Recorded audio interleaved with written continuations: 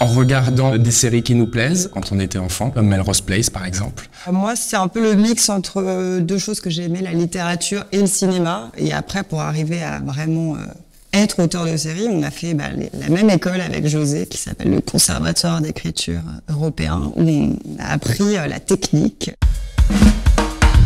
Tout ce qui est Madame est servie, Nuit d'enfer, tous ces trucs-là, qui étaient multi-rediffusés. Angela, 15 ans, mais ça remonte. Hein. C'est une des premières séries où je me suis dit, ouais, les personnages, je m'identifie, j'aime bien les intrigues. C'est quand ton interlocuteur sort déjà son chéquier, quoi. C'est déjà un bon indicateur. The Good Wife, j'étais hyper triste que Will se fasse tuer, en fait. Ça, j'étais vraiment dégoûtée. Donc moi, je suis triste quand les héros meurent, en général. L'endurance, la discipline, masochisme, engagez-vous. L'imagination, quand même, au début, la discipline, on l'a fait. La résilience, pour être plus positif sur la fin. Enfin, voilà, c'est vrai qu'il faut savoir tenir le marathon.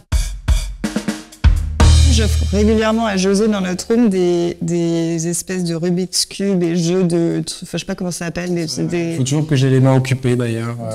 Non, moi, je dirais boire du café. C'est un peu mon truc pour me mettre au travail. Ma routine personnelle, c'est le temps. Y a des gens qui sont très capables d'écrire quand ils ont 1 heure par-ci, 1 heure par-là.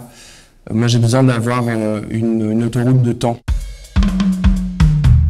À peu près tous les personnages de Black Mirror, je pense. Dexter, moi je dirais. Quand même. Pas mal. Six Feet Under, par attachement. Moi, je veux pas être méga original, mais pour moi, c'est Friends. Stargate SG1, tu vois, quand je retombe dessus, je suis là genre, ouais, en fait, je vais me refaire un épisode et en fait, je m'en refais 4. Peut-être Walking Dead parce que je suis la seule à aimer cette série chez moi, par exemple, et donc j'adore la regarder, donc je le regarde toute seule. Buffy contre les vampires, c'est très, ça me ramène vraiment à quelque chose de précis. Je regardais aussi beaucoup de séries françaises pas très bien l'été, genre Sous le soleil, et ça, c'est un truc, ça me rappelle l'enfance, quoi. Atlanta.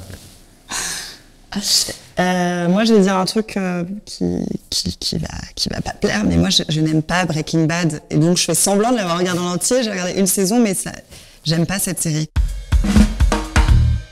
Ouais. Dans une sitcom, je crois que ça me plairait pas de vivre dans une sitcom, n'importe laquelle. Je dirais Six Feet Under parce que la fin, où tous les personnages vieillissent et on voit leur mort justement, mais mort naturelle et pas une mort artificielle. Et j'avais trouvé ça hyper beau, quoi, de les voir comme ça en accéléré, vivre toute leur vie et disparaître. C'était, je trouvais hyper émouvant comme fin de saison. Et puis Friends, bien sûr. Il a un chat. Oui. Et son chat, au lieu de vomir des boules de poils, vomit des post-it. Voilà, les post-it du scénariste.